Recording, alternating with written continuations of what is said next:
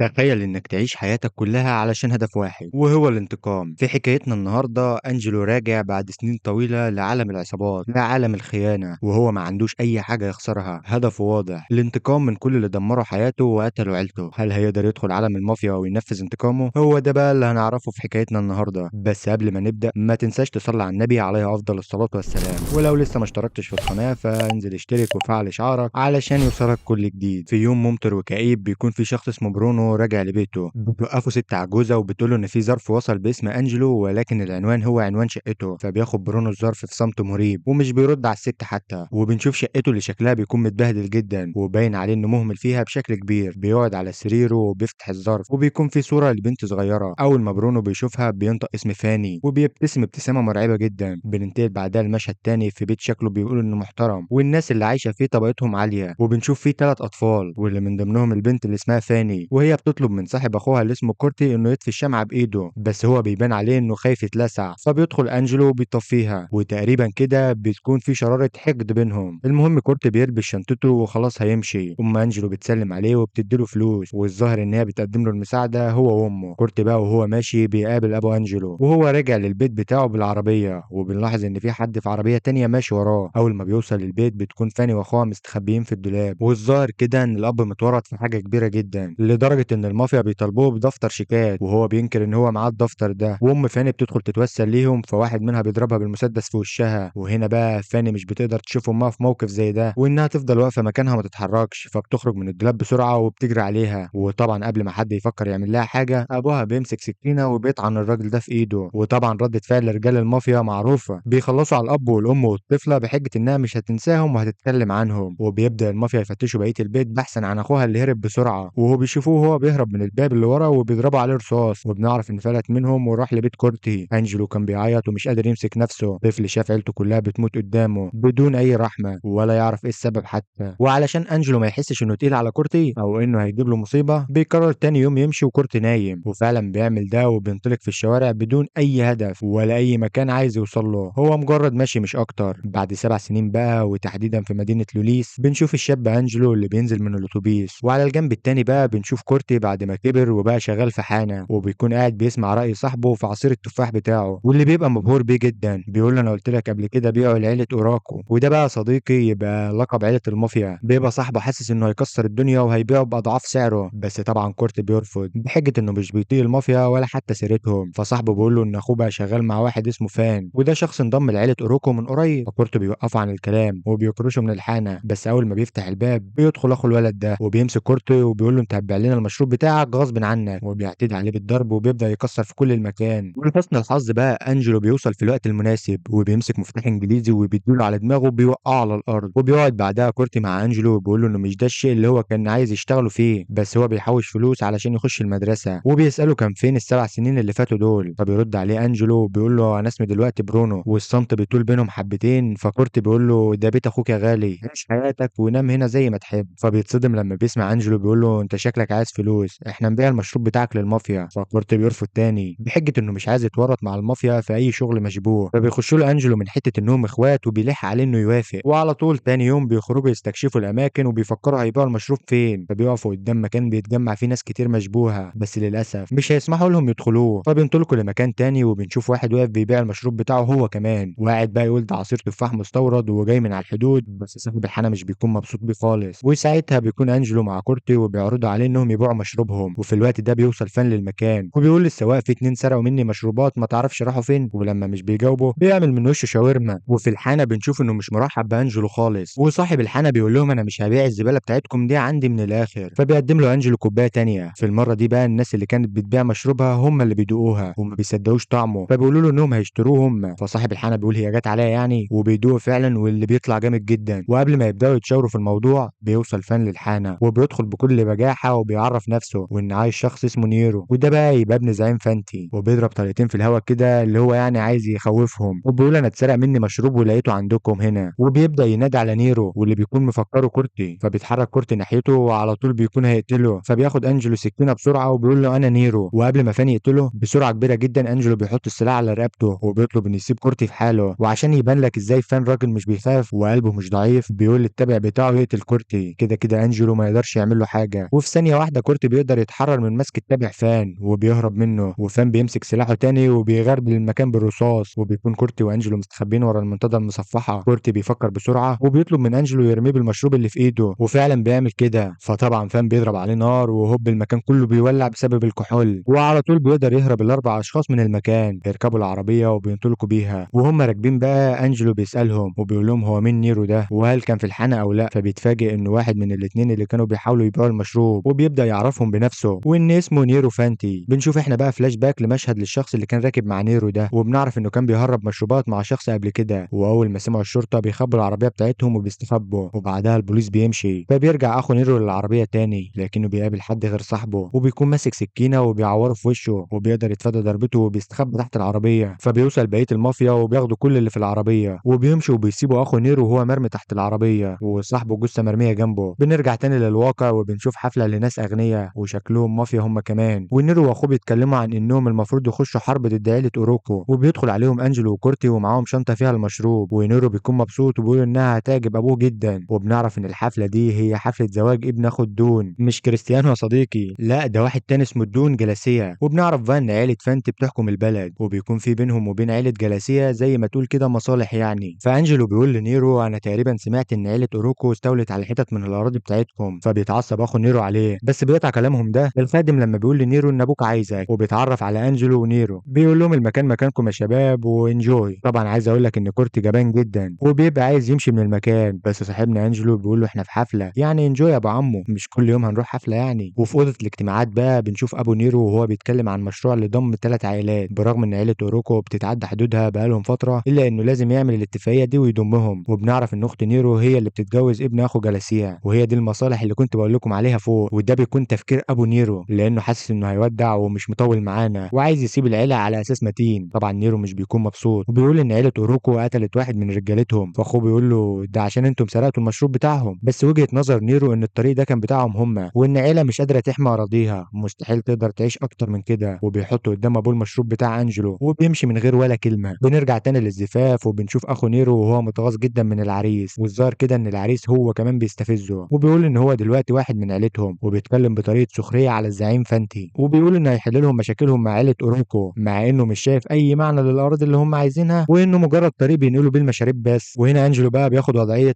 وهنا كان لازم اتدخل، وبيقول كلامك ظريف يا عريس. فبيتعصب العريس عليه وبيبقى هيضربه، بس انجلو بيتفادى الضربه واخو نيرو بيكتف العريس، وطبعا كل الناس بتبص عليهم والموقف بيبقى محرج. واخت نيرو بتبقى متضايقه جدا من اخوها وبتقول له كنت فاكراك هتعقل وتكبر. هنا بقى انجلو بيقدم المشروب للتابع بتاع العيله، واول ما بيدوقه بيتعجب من طعمه وبيسال كورتي هو بيصنعه فين. فكورتي بحسن نيه بيقول له في المطبخ في شقتي. التابع بيقول له لا انت تعالى معايا المطبخ بقى نتكلم على انفراد. وبيقعد انجلو مع اخو نيرو وبنعرف ان اسمه فاني. وبعد ما الحفله بتخلص بنشوف ابناء العيله وهم قاعدين بياكلوا وبيتكلموا عن انجلو والمشروب بتاع صاحبه، وان ده هيوفر عليهم المواجهه مع الاوروكو. وفاني بيسال نيرو لو كان كلم ابوه في موضوع انهم يخلصوا على فان، بس نيرو بيصدمه بيقول له ان الزعيم جلاسيه عايزهم يعملوا هدنه معاه. وهنا بقى نيرو بيقول له احنا هنعملها بس مش احنا اللي هنقتله. ومن نظرته بنعرف انه بيفكر في حد معين يا صديقي. وفعلا ما بيطولش كتير وبيقعد مع انجلو اللي بيوافق على طول، وبيقول له انا هعملها في مقابل ان انضم للعيله. ونيرو بيديله مسدس وذخيره وبيقول له على الميعاد اللي هيبقى فان قاعد فيه عند حبيبته كريمه، وعلى طول بيخرج. وطبعا كورت بيبقى خايف جدا وبيقول لانجلو انت اتجننت عايز تحط نفسك مع الناس دي؟ انت كده حجزت تذكره ذهاب بلا عوده وحرفيا سكه اللي يروح ما يرجعش. فبيطلع انجلو الظرف اللي كان معاه وفي صوره اخته، وبيقول له ان في شخص بيدعى انه اعز صاحب لابوه وعايز يساعده على الانتقام، وكل حاجه بتبقى متدونه في الظرف حتى اسامي الناس اللي قتلوا اهله اساميهم موجوده بالتفصيل. بنروح بقى ليوم العمليه وانجلو بيبقى قاعد في العربيه مع شخص هيساعده وبيشرب عصير تفاح وبيكب شويه على نفسه وبيكون متخفي. بيقعد قدام بيت كريمه وطبعا المساعد بتاع فان بيشوفه فبيجي يشم ريحته وبيعرف انه شارب العصير فبيضربه وبيقول له يمشي من هنا. في نفس الوقت بيجي صاحب انجلو وبيقول للمساعد انه معاه عصير تفاح جامد وبيقول له تعالى نجربه في العربيه. فالمساعد بيمشي معاه. وهنا بقى انجلو بيخش البيت وبيضرب طلقه على فان بس هو بيحس بيه وبيتفاداها. وتفتكر بقى صديقي فان المجرم اللي اتكلمنا عليه كتير فوق هيموت بسهوله كده؟ حرفيا نفس الحركه اللي عملها مع كورتي، بيمسك السكينه على حبيبته كتهديد. ومش بس كده، ده بيمسك المسدس وبيضرب الطلقه من ظهرها على انجلو وبيقدر يهرب من البلكونه. في الوقت ده بيوصل تابع فان وبيشوف وش انجلو، وقبل ما يطلق عليه النار بيجي فاني اخو نيرو وبيضربه على دماغه وبيوقعه على الارض. ولما بيشوف السكينه اللي معاه بيعرف ان هو الشخص اللي قتل صاحبه في عمليه التهريب. وهنا بقى انجلو بيساله هي مش دي هتبقى مشكله لو حد من اهل فانتي قتل حد من اوروكو؟ فاني بيقول له احنا هنتحرك على المقبره القديمه القديمة، وفعلا بينطلقوا على هناك، وفاني بياخد التابع بتاع فان وبيحطه قدام المقبرة بتاعت صاحبه وبيخلص عليه. وهنا بقى بتحصل حاجة مفاجأة جدا محدش كان يقدر يتخيلها. بنرجع فلاش باك سريع لما كان كورتي بيتكلم مع انجلو عن اللي لقاه في الظرف، وانجلو بيحكي ان الناس اللي قتلوا اهله هم الزعيم فانتي وابنه نيرو. بنرجع بقى لارض الواقع وانجلو بينادي على فان وبيديله الطلقة المظبوطة اللي بتبات في جسمه وبتخلص عليه. ولما فاني بيسأله انت مين وهو بيطلع في الروح بيقول له انا انجلو ابن الراجل اللي انتم قتلتوه، وعلى طول بيديله الطلقة الأخيرة اللي بتخلص عليه خالص. بنشوف بقى انجلو لما بيرجع للبيت وبيقابل كورتي اللي بيكون صاحي ومستنيه، وبيبدأ يحكي له انجلو عن اللي حصل وبيقول له انه ما قتلش فان بس قتل فاني. بنشوف بقى المصيبة اللي حصلت لان نيرو وصل بعدها للمكان وشاف جثة اخوه، فطبعا ما بكيش. فانجلو بيقول له انت لو كنت قتلت اخويا كنت هربت خارج البلد، وبيمسكه وبيرفع عليه المسدس وبيقول له انا عايز جثة سيربنتي. بيسأل انجلو صاحبه لو كان هو اللي اخذ الجثة بتاعت سيربنتي وخباها علشان يعمل مشكلة. وبنشوف بعدها مشهد تاني وكورتي بيروح للحانة اللي شغال فيها تشيرو الشخص اللي كان مع انجلو في عملية القتل، وبيقول له ان انجلو بيدور عليه علشان نيرو امره انه يقتله. وحرفيا انا عقلي ساح وما بقتش فاهم اي حاجة خالص يا صديقي. بس الفكرة ان تشيرو بيكون متوتر جامد، فبيحلف له تشيرو انه ما عملش كده وبيلم فلوسه وبيقول له انا لازم اهرب من المكان بسرعة. على الجنب التاني بقى بنشوف زعيم الاوروكو وهو بياكل لازانيا وحرفيا بيسب للشيف وبيقول له طعم اكلك يقرف، وبيطلب من الحراس يخلصوا عليه. بيوصل في الوقت ده فان وبيحط رجله على الترابيزة وبيقول للزعيم في حد حاول يقتلني امبارح انا ما اعرفوش بس هو اكيد من عيلة فانتي، وعلشان كده يلا ناخد شوية ديناميت ونفجر الاراضي بتاعتهم ونخلص عليهم. فبيصرخ عليه الزعيم بيقول له اخرس انت عايز تعمل لنا دوشة وحوارات ليه؟ انت ليه متأكد اصلا انه كان من عيلة فانتي؟ فبيقول له فان ان هو الوحيد اللي عمال يستولى على اراضيهم وهم اللي ليهم مصلحة في انهم يقتلوه. وبيسألهم عن سيربنتي التابع بتاعه لو كان حد شافه. بنرجع بقى للحانة مع كورتي وتشيرو اللي بيحكي له ان فعلا راح عند شقة كريمة بس كل اللي هو عمله انه عرض مشروب على سيربنتي، ولما سمع ضرب النار اللي على الفاضي عرف ان الموضوع فشل وشاف فاني وهو واخد جثة معاه بالعربية فانطلق وراه من الفضول وشافه في المقبرة. وعلى كلامه يعني هو شاف فاني وسيربنتي قتلوا بعض لانه لما وصل كان انجلو اختفى، بس كورتي بيقول له انه جثة سيربنتي اختفت وكده بقى ظاهر للناس انه ساعد سيربنتي وقتل فاني. وهنا بقى كورتي بيقول له لو عندك حاجة تقولها قولها لاخويا. وبيدخل انجلو وهو ماسك في ايده مسدس وبيرفعه على تشيرو، ولما تشيرو خلاص بيعرف ان دي هتبقى نهايته بيعترفوا انه باع الجثة لواحد وده بقى يبقى اسمه سكوزا وده محقق من مكتب الحظر الفيدرالي. فانجلو بيقول له ودينا عنده ولو ما لقيتش الجثة هقتلك. بنشوف بقى اخوات فاني وهما بيتكلموا عن الجثة وانها لو ما ظهرتش هتحصل حرب كبيرة قوي مش هتخلص، وبيكونوا راكبين العربية وهيمشوا ورا انجلو علشان يوصلوا لمكان الجثة. على الجنب التاني بقى بنشوف المحقق سكوزا وهو رايح عند عيلة فانتي وبيحاول يبتزهم وبيقول لهم ان الجثة معاه. وهنا بقى مش بيكون قدامهم اي حل غير انهم يشتروها، بس الزعيم برضه ما كانش عبيط وطلب منه يجيب الجثة الاول قبل ما يتفاوضوا على السعر. وهنا بقى العريس ابن عيلة جلاسيا بيقول ان الدون مش هيعجبه الكلام ده ولا هيعجبه اللي عمله فاني حتى لو مات، واكيد مش هيسيب نيرو في حاله وعلشان كده لازم نقتل نيرو بدل ما عيلة جلاسيا يتدخلوا في الموضوع بصفة شخصية. طبعا انك تقول قدام فانتي بذات نفسه انك لازم تقتل ابنه بيكون موضوع صعب جدا، بس في نفس الوقت ده زعيم مافيا ما ينفعش يبين انه يحب مصلحة ابنه على مصلحة العيلة. وعلشان كده بعد ما العريس بيمشي بيتفقوا انهم هيقولوا انهم حاولوا يقتلوا نيرو زي ما عيلة جلاسيا كانت عايزة، بس هو كان ذكي وقدر يسافر بره البلد قبل ما يوصلوا له. في الوقت ده بيكون فان راكب العربية وصدفة كده بيشوف العربية اللي كان فيها نيرو فبيتجه وراها على طول، وبيوصل انجلو لمكان سكوزا اللي مخبي فيه الجثة وبيكسر القفل وبيدخل وبيقابل انجلو نيرو في المكان. في نفس الوقت ده بقى بيكون التابع بتاع نيرو قاعد بيراقب الوضع وبيظهر فان اللي بيكون هيقتله ويعميه عشان يعترف ان نيرو موجود. ولما انجلو بيشوف الموضوع ده بيكسر ازاز الشباك علشان فان ينتبه. فعلا بيطلع فان وهو ماسك التابع بتاع نيرو كرهينة مرة تانية. وهنا بقى بنشوف خطة في منتهى الذكاء والدهاء، بيلبس انجلو هدوم سيربنتي وبيغطي وشه على اساس ان هو، ولما بيوصل فان بيقرر يعمل مقايضة معاه وبيرمي سلاحه ونيرو هو كمان بيرمي سلاحه وبتبدأ تتقدم الرهائن. واول ما بيوصلوا جنب بعض بيلاحظ فان ان ده مش جسم سيربنتي وبيقول له انت فاسس كده ليه وليه هدومك مش مناسبة مع جسمك، وبيروح مطلع مسدس من جيبه علشان يقتله بس في اقل من ثانية انجلو بيضرب ايده بالرجل وبيطير منه المسدس وبيخرج السكينة بتاعته وبيحاول يهجم عليه وبيبدأ اطلاق النار في المكان والكل بيهرب. وبنشوف بعدها نيرو وهو ماشي في الشارع وشاف جثة سيربنتي بعينه وبكده يتأكد من ولاء انجلو. على الجنب التاني بقى بنشوف مساعد فان وهو زعلان على سيربنتي، ففان بيقول له انت غبي انت زعلان ليه؟ دي احسن حاجة حصلت كده احنا نقدر نبدأ الحرب على عيلة فانتي ومحدش يقدر يفتح بقه. بنشوف بقى شباب عيلة فانتي وهم راكبين العربية وبيلاحظوا ان في عربية بتراقبهم وبتقطع عليهم الطريق واللي بيكون فيها فيراتي الاخ الاصغر لنيرو. فيراتي بيبلغ اخوه انه لازم يسافر بسرعة علشان لو حد شافه هنا مفيش اي خير هيحصل له، فبيقرر انه هيبعد ويقعد في الريف، بس للاسف مش هينفع ياخد حد معاه من اخواته علشان تجارة العيلة وغير كده محدش يشك فيهم. فبيقترح بقى انجلو ان هو اللي هيروح معاه بما ان فان حفظ ملامحه،